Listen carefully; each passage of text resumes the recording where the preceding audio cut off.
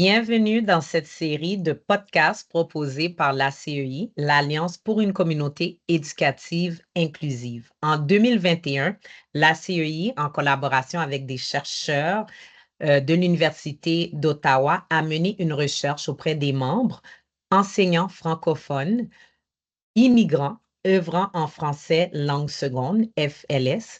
Ce projet a révélé des besoins concrets et formulé des recommandations clés. À travers cette série, nous souhaitons répondre à vos questions, vous soutenir face aux défis rencontrés dans le programme de FLS et vous outiller pour faire rayonner votre plein potentiel professionnel et promouvoir la langue française dans les écoles anglophones. Merci à l'équipe de la CEI et au ministère du Patrimoine canadien pour leur soutien précieux. Bonne écoute. Avec nous, Yvette Moifosso. Alors, présentez-vous. Je vais déjà vous poser la première question. Alors, présentez-vous à nos téléspectateurs et partagez-nous vos expériences en lien avec le thème de ce jour qui est à la découverte des programmes de français langue seconde offerts en Ontario. Oui, bonjour, c'est un très grand plaisir pour moi d'être sur votre plateau en cette matinée. Et j'aime bien parler de mon expérience en tant qu'enseignant de français langue seconde en Ontario et je me ferai le plaisir de répondre à toutes vos questions. Alors, pour commencer, je suis Yvette Moifosso et je suis enseignante de français langue seconde en Ontario depuis près de 10 ans. Donc, en septembre 2025, je vais entamer ma 11e année. Et c'est avec beaucoup de plaisir que j'exerce ma profession parce que c'est tellement passionnant et tous les jours, c'est un nouveau défi. Alors, en plus de ma casquette d'enseignante de français langue seconde, je suis aussi mentor. J'ai accompagné beaucoup d'enseignants issus de l'immigration. Je le fais d'ailleurs et en septembre prochain, j'en prendrai encore. Et entre autres, toujours dans le cadre de la promotion du français langue seconde, je suis membre de la CEPAP. CEPAP, c'est Coopérative des enseignants pas à pas. Elle est basée ici à Ottawa. Donc, nous organisons des ateliers pour accompagner les enseignants de français, promouvoir la langue française. Et également, nous accompagnons les jeunes de 12 à 18 ans tous les samedis dans un programme qui s'appelle Programme de leadership. Alors, pour revenir à ma profession d'enseignant de FSL, je travaille pour OCSB, Ottawa Catholic District School Board, ici à Ottawa. Et j'ai passé mes 6 dernières années, je dirais, 6-7 dernières années à enseigner le français en langue seconde de la première année jusqu'en 4e année. Et puis, il y a cela 2 années, j'avais décidé d'enseigner en immersion parce que je faisais le français de base, le français intensif, oui. Puis, j'ai décidé que, bon, avec l'expérience que j'ai, il faudrait que j'enseigne dans le programme d'immersion. Ce que j'ai fait pendant 2 ans, je crois, oui, 2-3 ans. Et depuis septembre dernier, j'ai upgrade, comme on dit. J'enseigne en 7e et 8e, donc j'ai quitté le primaire moyen pour l'intermédiaire. Et c'est avec beaucoup de joie que j'ai découvert aussi ce niveau-là, parce que j'enseigne le français en immersion. Et voilà. Donc, je poursuivrai avec vos questions et je suis contente de partager mon expérience aujourd'hui. Merci Yvette, on est très contente de vous accueillir parmi nous, justement à partager votre expérience, votre expertise. Donc, on voit que vous êtes riche en expérience. Donc, merci d'avoir accepté cet entretien. Commençons par vraiment la base. Qu'est-ce qu'un programme de FLS? Alors, FLS, bien sûr, pour français langue seconde. Et quels en sont les objectifs principaux pour les élèves de l'Ontario? OK, merci beaucoup, Diana, pour cette question. Alors, le programme de FSL en Ontario, c'est un programme qui a pour objectif d'aider les apprenants à développer leurs aptitudes, leurs habiletés en communication, surtout la communication orale. Alors, c'est un programme qui s'adresse en particulier aux élèves des écoles anglophones de l'Ontario. Et il y a des écoles qui sont plus chanceuses ou alors, oui, plus chanceuses que d'autres parce que ce programme commence dès la maternelle. Il y en a qui commencent un peu plus tard, donc par exemple en 4e année. Donc, et ce programme a, je dirais, 3 sections d'après le curriculum de l'Ontario. Il comprend le programme intensif, il comprend le programme de base et le programme d'immersion. Alors, tout cela, tous les contenus sont les contenus et objectifs de tous ces 3 programmes sont recensés dans le curriculum FSL de l'Ontario. Donc, je pense qu'on pourrait y aller en détail, oui. Excellent. Donc, évidemment, au cours des prochaines questions, comme vous avez dit, on pourra y aller en détail. On pourra y aller en détail. Maintenant, quel type de programmes de FLS sont offerts aux élèves dans les écoles élémentaires et secondaires de l'Ontario? OK, j'avais déjà commencé à répondre à cette Oui, question. voilà, c'est ça. Oui, merci. Donc, le programme de base, déjà, je commencerai par le programme de base parce qu'il y en a 3 fondamentaux. Le programme de base. Le programme de base, c'est un qui permet de communiquer de façon basique, comme avoir une conversation simple avec les personnes qui nous entourent ou dans les situations authentiques de la vie. Et c'est une matière. Et ce programme de base, la durée est moindre que celle du programme intensif. Par exemple, dans le programme intensif que j'enseignais, c'était une période par jour. Donc, c'était un peu plus de temps consacré au français que lorsqu'on fait le programme de base. Donc, dans ce programme-là, on va un peu plus loin avec la communication orale et les activités de production écrite, lecture et écriture. Maintenant, pour ce qui concerne le programme d'immersion, c'est un programme qui qui occupe 50% de la journée ou alors 50% des matières. Donc, la moitié des enseignements sont offerts en français et l'autre moitié est offerte en anglais. Alors, si je prends le cas précis de ce que nous faisons à OCSB, dépendamment des conseils scolaires, parce que chaque conseil scolaire a ses politiques, et si je prends le cas de mon conseil scolaire, dans mon programme d'immersion, il y a, si je prends les niveaux 4, 5 et 6, je vais vous nommer les matières qui sont enseignées en français. Il y a la langue française, il y a santé, éducation physique, il y a histoire et géographie et tous les 4 arts sont enseignés en français. Ça, c'est pour mon conseil scolaire. Maintenant, pour les autres conseils scolaires, je sais que des fois, ils peuvent enseigner des mathématiques ou sciences ou autres matières en français. Parfait.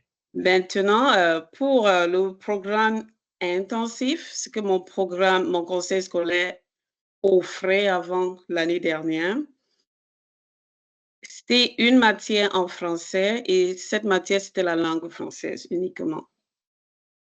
Oui.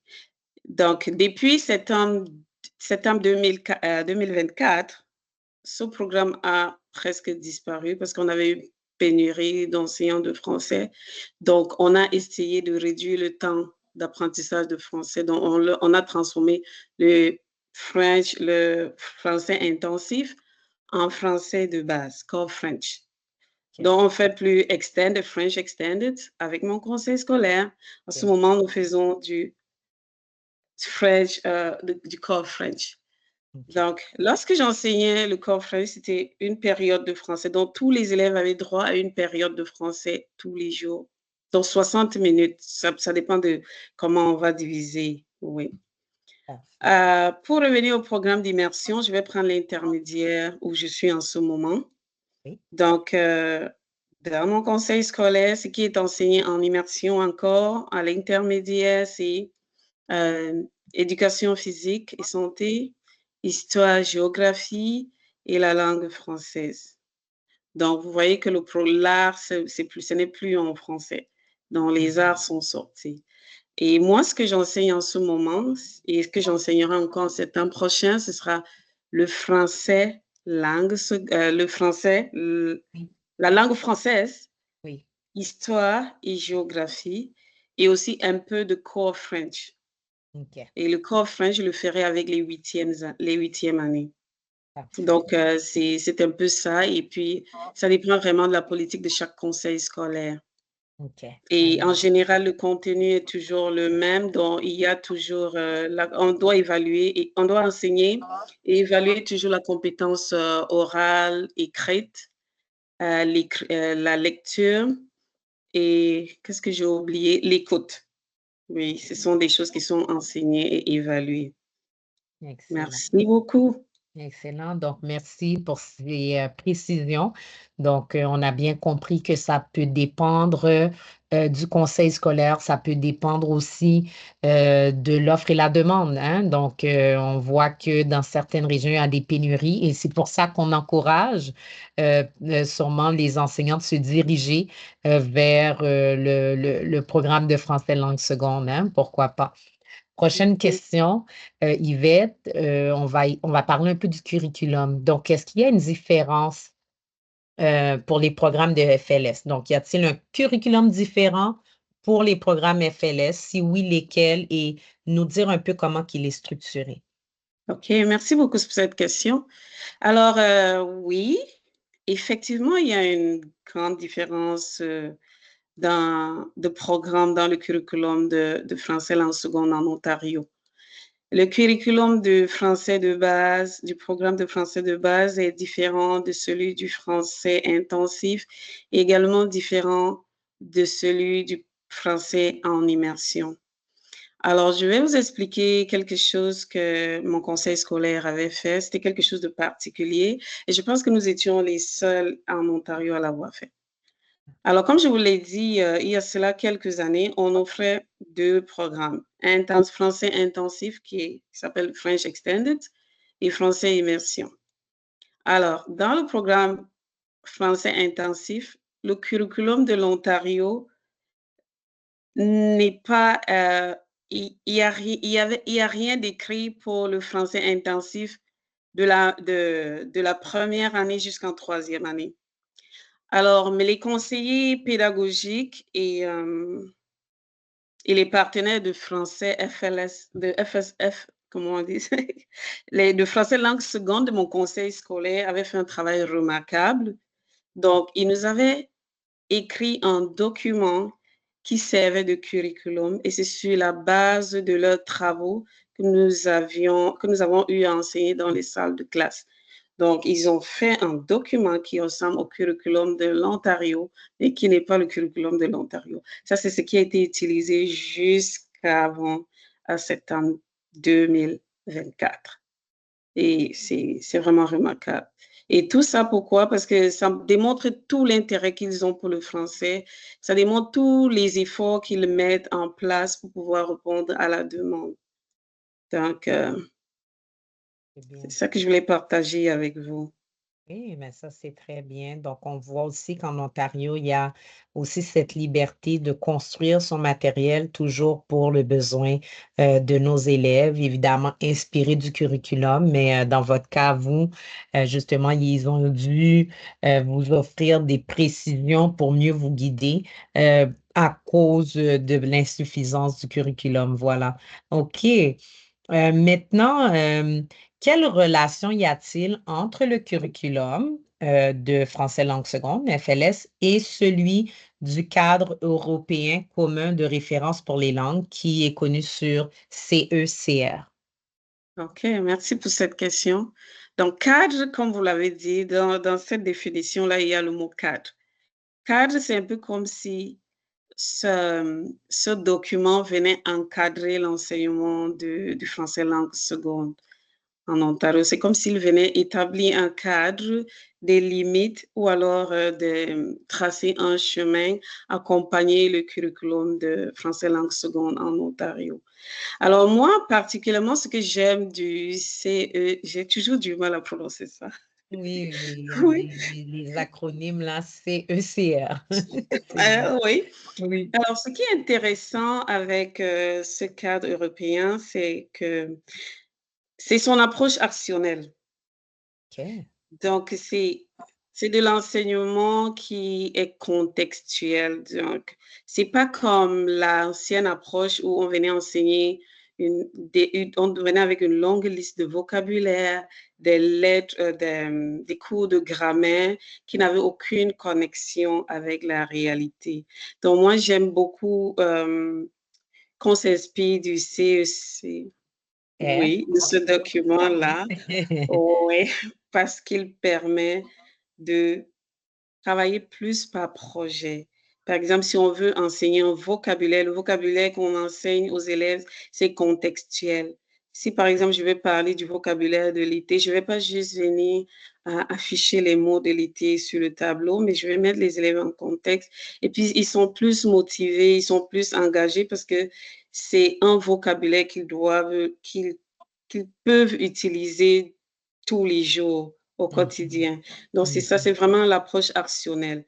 Moi, juste pour le fait que c'est contextuel, j'aime beaucoup. Et c'est aussi intéressant parce que Transforming FSL, c'est un document qui Mhm. s'est beaucoup inspiré de l'approche du cadre européen. OK. Donc, c'est comme une association du curriculum de FSL de l'Ontario plus le cadre européen. OK. Ça forme juste un tout qui est intéressant et qui permet aux enseignants de développer plus d'activités qui vont aller rejoindre les élèves, les apprenants. Excellent. Ah, Donc, c'est peut-être passons maintenant à la pédagogie, hein, toujours dans le milieu de FLS. Quelles ressources pédagogiques sont mises à la disposition des enseignants pour améliorer l'enseignement du français langue seconde en Ontario? OK, merci. Je pense avoir commencé à répondre à cette question. Oui. Déjà, il y a la boussole qui est le curriculum de FSL en Ontario. Il faut vraiment s'en inspirer. Et c'est intéressant parce que ce document nous donne des objectifs et les contenus d'apprentissage. Donc, c'est vraiment, c'est comme un fil conducteur. Donc, ça nous permet de savoir où on va, pourquoi on fait telle unité. Et voilà, ça, ça nous inspire aussi sur les différents thèmes. Et en plus du curriculum de l'Ontario, il y a des documents comme Transforming FSL et il y a aussi le cadre européen, ce document-là qu'il faut vraiment le lire parce il donne des idées d'activités qu'on peut faire avec les élèves pour développer leur communication orale. Et à part ça aussi, il y a des associations professionnelles. OK. Oui, comme par exemple ARPI. ARPI, c'est l'Association canadienne pour les professionnels d'immersion. Ils ont des publications qu'ils font. Il y a des associations comme ACEI où tu peux te référer. Oui, Si absolument. tu parles à un membre, probablement qu'il pourra te guider et te dire, OK, pour telle unité que tu veux enseigner, tu peux utiliser la ressource numérique. Je ne veux pas faire de publicité. Je Oui. sais pas si c'est permis ici, là, mais Oui. ouais, comme il peut te dire, va utiliser Idelo. Dans Idelo, Absolument. tu peux lire la collection Là où je dors pour passer tel message culturel de la francophonie à travers le monde, pour expliquer à tes élèves, pour aller à la découverte de qu'est-ce que les autres enfants de leur âge vivent, comment ils vivent, qu'est-ce qu'ils mangent, quelles sont les activités. Donc, c'est un peu ça. Oui, excellent. Encore dans la même veine d'idées, quelles sont les principales approches pédagogiques utilisées dans l'enseignement du FLS aux élèves ontariens et pourquoi on utilise cette approche-là ou ces approches? Oui, donc merci pour cette question. Comme on l'a dit tantôt, depuis qu'on a intégré le cadre européen, le document du cadre européen, donc ce n'est plus l'approche traditionnelle en tant que telle, c'est plus l'approche actionnelle. Donc, c'est plus basé sur l'action, c'est basé sur le contexte. Et il y a aussi une approche que j'aime bien partager, la différenciation pédagogique. Oui. Pourquoi? Parce que c'est un gros défi que les enseignants de FSL rencontrent. Donc, il y a des élèves qui vont arriver peut-être en 8e année qui n'ont jamais appris le français de leur vie. Si tu enseignes en 4e, il y en a qui vont venir d'un autre pays, ils n'ont jamais appris le français. Donc, il faudrait être prêt, il faudrait être outillé à, à différencier. Et il y a des élèves différents, donc c'est quelque chose que tu dois intégrer. Mhm. Et une approche que j'aime ces derniers temps, c'est l'approche neurolinguistique. Ah, OK. Ouais, donc c'est une approche que mon conseil scolaire est en train de promouvoir. J'ai fait 2 formations là-dessus. Dans l'approche neurolinguistique commence par comment est-ce que le cerveau apprend? Oui. Qu'est-ce qui se passe dans le cerveau quand on apprend? Alors, selon l'approche neurolinguistique, les bébés parlent sans lire. Je ne sais pas si vous voyez le parallèle parce que Voilà. Oui. autrefois, on venait dans la classe dans mon ancienne pratique, quand j'arrivais dans la salle ma salle de classe, j'écrivais les nouveaux mots au tableau. Ma liste de vocabulaire, on lit et puis quand l'unité est fermée, on oublie. 2 semaines plus tard, ils savent plus rien. Comme on dit en anglais, no clue. Mais par contre, avec l'approche, neurolinguistique, on dit que les bébés parlent sans lire et c'est vrai, moi j'ai appris plusieurs langues. Je parle plusieurs langues, mais je ne sais pas les écrire. Alors avec cette approche-là, on met les gens en contexte, on travaille le vocabulaire, on parle du vocabulaire qui est adapté au contexte et puis ça reste. Donc, à contrario de l'approche traditionnelle qui commence par l'écriture, l'approche neurolinguistique finit par la tâche d'écriture. OK. Donc, lorsqu'on a parlé, on a écouté les autres, on a bien interagi et là, maintenant, on conclut par la phase écrite. Donc, on fait comme les petits enfants qui font le premier pas parce qu'un enfant de 2 ans parle, mais il ne sait pas tenir un stylo, mais il parle. Voilà, il s'exprime. Ouais, Oui, très ouais. bien. Oui, très belle, métaphore. Donc, Mmh. merci.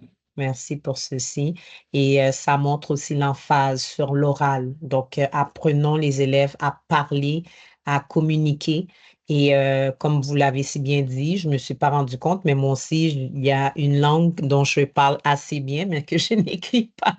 Donc, parce que je j'ai presque pas besoin de l'écrire, tout simplement, mais j'ai besoin de parler cette langue avec ma grand-maman, par exemple. Donc, Mmh. merci pour cet exemple qui est très riche et qui nous met en contexte de l'importance de mettre l'oral à l'avant. Maintenant et surtout avec des contextes pratiques, comme vous dites. Hem, Passons à une autre, question. Comment évaluez-vous le progrès des élèves en français langue seconde et quels types d'évaluations sont les plus courants? OK, merci pour cette question encore. Donc l'évaluation, c'est une méthode, c'est une façon pour, l'enseignant de savoir ce que l'élève sait, ce que l'élève où l'élève est rendu et ce dont il a besoin pour pouvoir, corriger et améliorer son enseignement ou alors ses pratiques pédagogiques. Alors, le premier type d'évaluation que moi j'utilise, dans ma pratique, Oui. c'est d'abord c'est quoi? L'évaluation au Mmh. service de l'apprentissage. Donc Oui, l'évaluation au service de l'apprentissage, c'est l'évaluation formative. Ça veut dire qu'est-ce que l'élève sait déjà ou alors qu'est-ce que l'apprenant sait déjà oui, et à partir de là, tu fais c'est comme un diagnostic. C'est une évaluation diagnostique même en réalité. oui, Donc tu ressors, tu fais la liste, qu'est-ce qu'il sait déjà? Qu'est-ce qu'il a besoin de savoir? Maintenant aussi et ça te permet à toi en tant qu'enseignant de savoir comment planifier. oui, Il y a aussi ce qu'on appelle l'évaluation en tant qu'apprentissage. Alors à ce niveau-ci, c'est l'apprenant qui s'auto-évalue oui, ou alors, c'est l'apprenant qui se fait évaluer par les pairs, donc l'évaluation par les pairs Et c'est un grand moment pour eux d'interagir et d'échanger. Et j'aime beaucoup ces moments-là parce que j'aime me mettre en retrait et voir qu'est-ce qu'ils sont capables de faire par eux-mêmes. Et finalement, il y a l'évaluation sommative, donc l'évaluation en tant que l'évaluation de l'apprentissage en lui-même. Donc, il vient un peu à la fin lorsqu'on a traversé toutes ces différentes étapes, comme à la fin de cette unité. Qu'est-ce que mon apprenant est capable de faire? Qu'est-ce qu'il sait faire? Et voilà, ça permet aussi d'avoir des notes qui vont Oui, aller dans le bulletin. oui. Oui. La CEI est au cœur de l'accompagnement des enseignants francophones issus de l'immigration. La CEI soutient les enseignants francophones issus de l'immigration pour favoriser la réussite et l'inclusion. Merci au ministère du Patrimoine canadien, notre bailleur de fonds, pour son soutien constant. Suivez-nous sur toutes nos pages X, LinkedIn, Facebook et YouTube, et sur notre site web aceicanada.org. Excellent. Mais il y a Merci. aussi, à côté de toutes ces Oui, évaluations-là, il y a des évaluations qui sont non formelles comme l'observation, oui, oui, et le 1 à 1 comme, je sais pas, en anglais, j'ai juste envie de dire ça en anglais, oui. oui, oui, oui. Oui, donc le 1 à 1 comme, Oui. oui, ça permet aussi de savoir parce que lorsque tu fais du 1 à 1, tu remplis ta fiche anecdotique. Ça peut t'aider au moment de remplir les bulletins. Ça peut t'aider aussi en tant que professionnel de l'enseignement à modifier ton approche ou alors ta façon de faire les choses. Merci. Absolument, absolument. Donc, toutes ces méthodes dont vous nous parlez nous permettent vraiment de connaître l'élève de façon individuelle, de façon interactive, sociale avec ses camarades et aussi par rapport à qu'est-ce qu'il sait déjà en termes de connaissances déjà antérieures, comme on dit. Donc, merci de nous avoir complété tout ceci par rapport à l'évaluation. Donc, merci. Prochaine question. Quelles opportunités de développement professionnel sont disponibles pour les enseignants de français langue seconde en Ontario? OK, merci beaucoup. Je dirais que depuis, un certain temps, on nous écoute de plus en plus comparé à ce qui se passait il y a cela 5 ou 6 ans. On nous écoute de plus en plus et les conseils scolaires se battent avec le ministère de l'Éducation pour mettre en place des systèmes, pour mettre en place des fonds qui permettent aux enseignants de se développer professionnellement. Donc, par exemple, il y a des formations internes au sein des conseils scolaires, par exemple des systèmes de mentoring. Quand tu es nouvel enseignant de français langue seconde, tu te fais accompagner. Il y a des formations tu te fais d'abord accompagner par un mentor. À côté du mentor, il y a des formations en interne qui sont aussi offertes.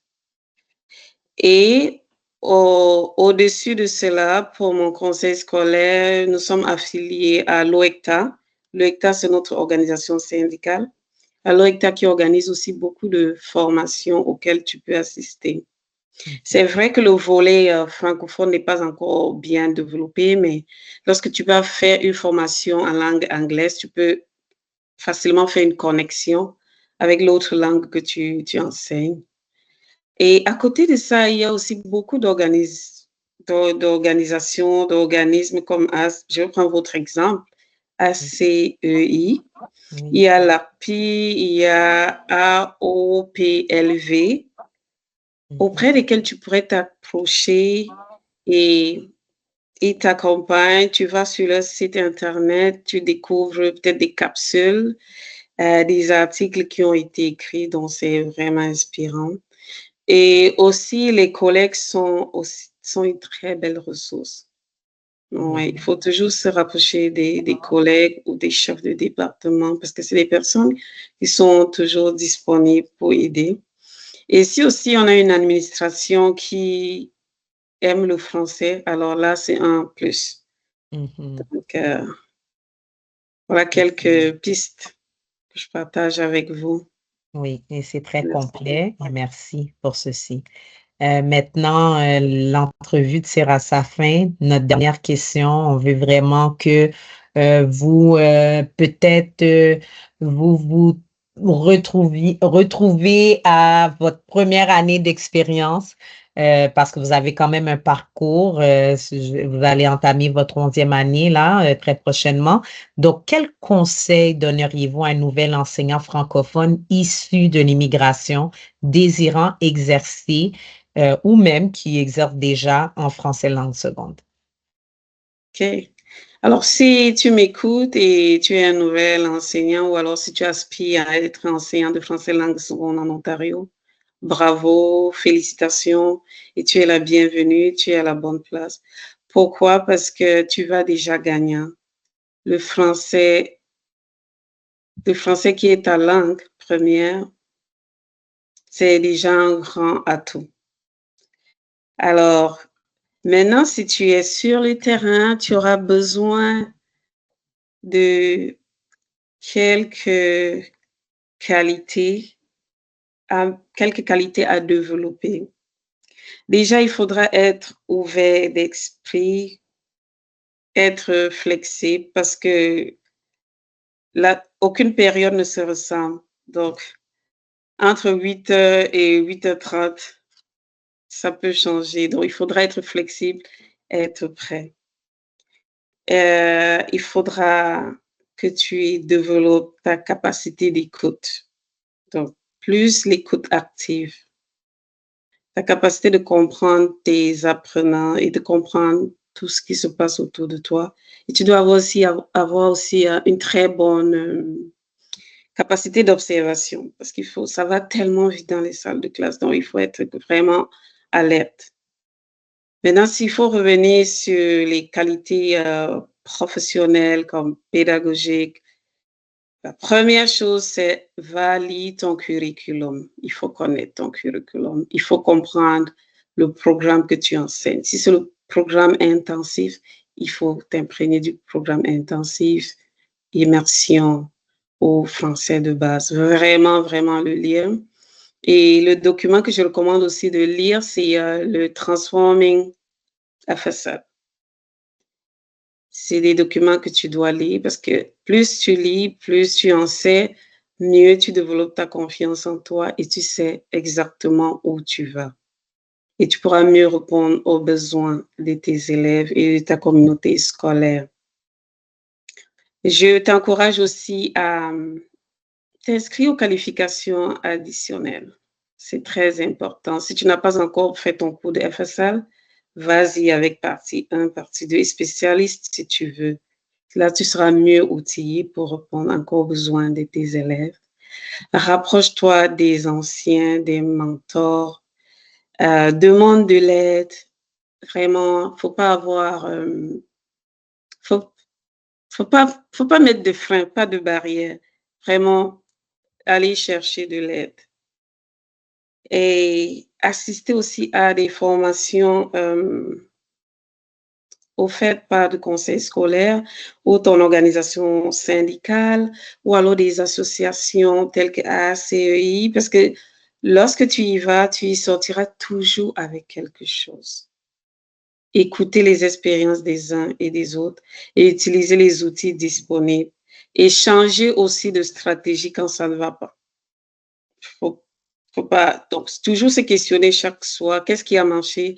Qu'est-ce qui a le moins bien marché? Et rectifier le tir.